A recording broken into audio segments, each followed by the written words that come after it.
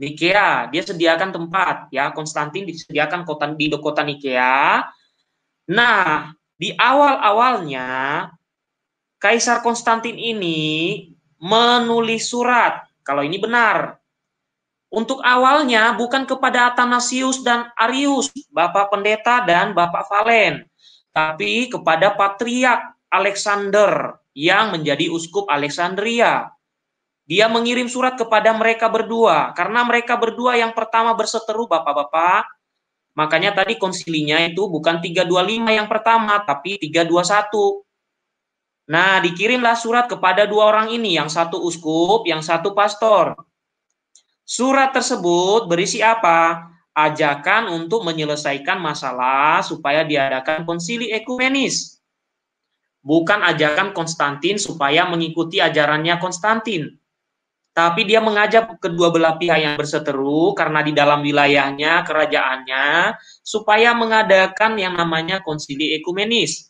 Kalau Bapak Pendeta PS Joshua tidak tahu, panggillah kami orang-orang Katolik, biar kami menjelaskan. Ya, bukan orang Yahudi atau Yahudi KW yang menjelaskan. Kami lebih tahu sejarah kami daripada Bapak. Yang berseteru pertama dengan Arius adalah uskup Alexandria bernama Alexander. Oke, kemudian dikirimlah surat. Maka Konstantin juga membuat surat. Dan perlu diketahui, dalam surat itu bukan hanya Konstantin yang menandatangani, tapi juga Paus di Roma. Ya, Paus di Roma. Nanti saya tunjukkan di akhirnya ya. Nah, ditulislah surat ini kepada Alexander yang adalah seorang uskup dan juga Arius supaya mengadakan konsili ekumenis. Ya, maka diadakan yang pertama tadi yang namanya konsili Alexandria tahun 321. Kemudian setelah itu dilakukan ternyata perseteruan tidak selesai. Oke, perseteruan tidak selesai, maka dibuat lagi surat. Diadakan konsili lagi yang disebut konsili Nikea tahun 325. Ya, perhatikan urutan 321, 325. Nah, kalau 325 itu diadakan juga mengundang bukan hanya sebatas di keuskupan Alexandria atau sebagian dari keuskupan lain, tapi konsili Nikea ini mengundang juga wakil dari kepausan di Roma, dan bahkan dikatakan dalam surat-surat itu yang menandatangani bukan hanya Konstantin tapi Paus juga. Oke. Nah, ini yang saya katakan tadi. Saya tandain ya. Jadi konsili Nikea itu bukan prakasarnya Konstantin, Pak Yosua Tewu, tapi ada seorang paus yang bernama Paus Silvester pertama. Ya, Paus Silvester pertama di dalam surat-surat bersama dengan Konstantin itu menandatangani. Mengapa harus ada di situ tentang paus atau persetujuan paus? Karena saat itu Pak Yosua Tewu ya, kepausan itu dipandang sebagai pengganti Rasul Petrus. Hingga saat ini, Pak Yosua Tewu, ya, hingga saat ini kepausan itu dipandang sebagai ketua dari para rasul, maka mesti ada persetujuannya. Maka nanti ketika Bapak Samuel Siahaan yang masuk setelah ini, lalu dia mengatakan yang duluan ada itu ortodoks, Bapak itu baca suratnya Polikarpus dari Smyrna, atau suratnya Clemens dari Roma, atau suratnya Ignatius dari Antioquia. Dia itu menyuruh menghormati kepausan kok. Kenapa kok ngomongnya ortodoks yang duluan ada? Dalam syahadat para rasul itu tidak ada gereja satu, kudus, ortodoks, dan apostolik. Yang ada itu gereja yang satu, kudus, katolik, dan apostolik. Nah, maka dalam konsili Nikea itu bukan prakasarnya Konstantin yang dituduh sebagai pagan, tapi ada paus di situ satu orang, yaitu Paus Silvester. Ya, termasuk nama baptis saya juga, makanya saya pertahankan ini. Ya, oke. Nah, hal itu dapat dibuktikan dengan jumlah uskup yang hadir dalam konsili. Oke. Nah, pada kanon 20 ya, Ya saya yakin Pak Yosua Tewu dan Valen itu nggak tahu sejarah ini, makanya asal ngomong aja, ya. Tidak tahu apa-apa tentang Katolik tapi diubek-ubek tentang sejarah dan dikaburkan. Ya, di dalam Kanon 20 itu membahas tentang ketentuan gerejawi di mana Paus Silvester pertama itu menandatangani, ya, menyetujui apa yang dikatakan oleh Konstantin supaya diadakan konsili Nikea. Sehingga Pak Yosua Tewu pada konsili itu ada perwakilan paus di sini. Namanya adalah Hosius dari Cordova, Vitus dan Vincentius. Ya. Nah, lalu ada Patriark Alexander dan Eustachius dari Antioquia. Jadi tokoh utama di dalam konsili itu bukan semata-mata Athanasius, meskipun nanti di dalamnya mereka ada, tetapi yang berseteru di awal itu adalah uskup ini, Bapak, ya, uskup ini karena di wilayahnya ini terjadi, ya, di wilayah keuskupannya terjadi, maka dia yang pertama-tama memberikan tanggapan, bukan Athanasius yang pertama-tama. Kemudian setelah itu Athanasius memberikan tanggapan, ya oke. Tetapi bahas dulu yang pertamanya, jangan ujuk-ujuk lalu langsung ngomong Pak Valen. Itu masalahnya Athanasius dan Arius. Tidak. Ada yang terjadi sebelum itu. Jadi sejarah itu jangan dipotong-potong. Oke.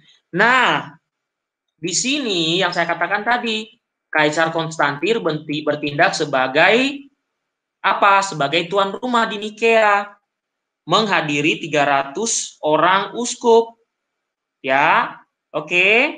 Dan konsili Nikea ini akhirnya mengecam ajaran Arius. Kenapa mengecam ajaran Arius? Dia itu menolak Injil Yohanes pasal 1 ayat 1 sampai 18.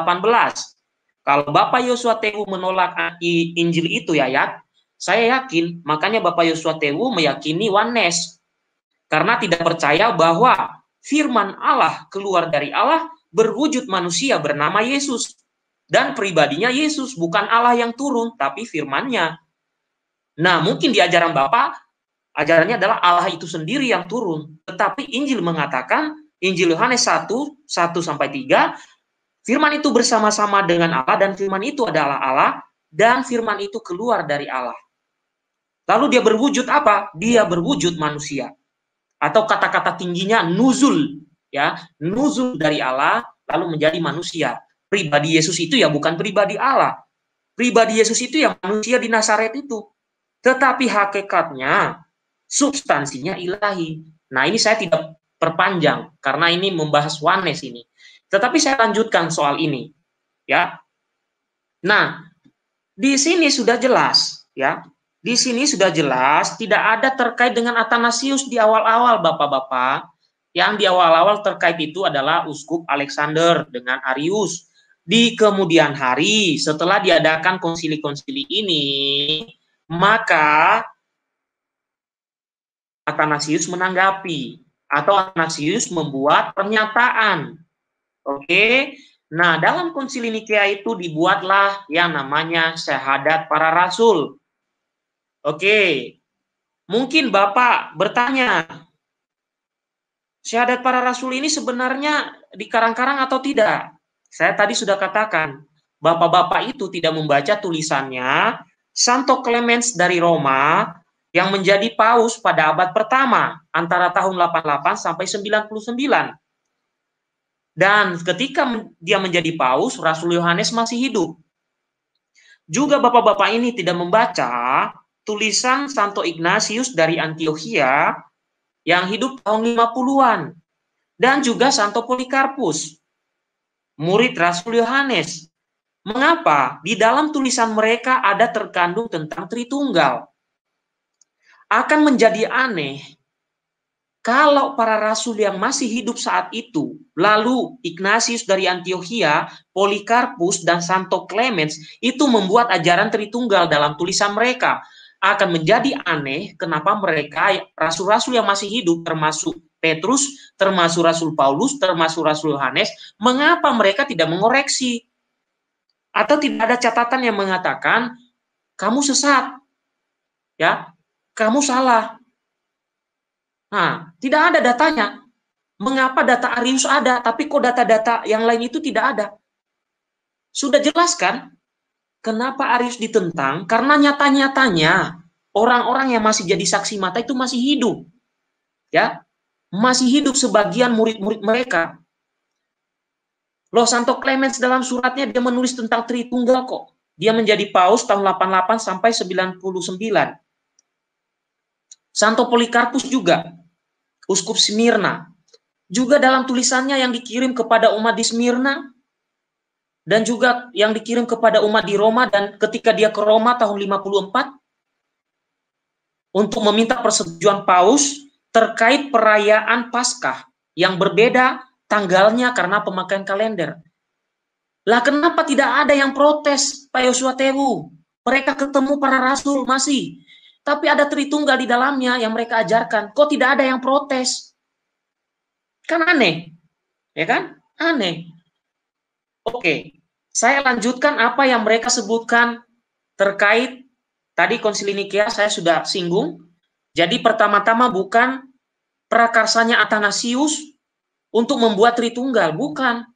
Sudah ada sumbernya dari tokoh yang saya sebutkan tadi. Kalau Bapak Ibu nanti mau mencari tokoh itu, Clemens dari Roma, ini Paus tahun 88 sampai 99, Santo Polikarpus ya, hidup tahun 50-an, itu bersamaan dengan muridnya Santo Ignatius dari Antioquia, ya. Umur mereka tidak jauh berbeda. Oke? Nah, nanti Bapak Ibu coba buka itu. Nah, atau nanti sebentar lagi saya akan coba tunjukkan juga kalau memang Bapak Ibu apa namanya ya, kesulitan untuk mencari itu ya. Nanti saya akan menunjukkan di dalam data-data dan tulisan-tulisan yang ada di laptop saya kemungkinan ada. Oke.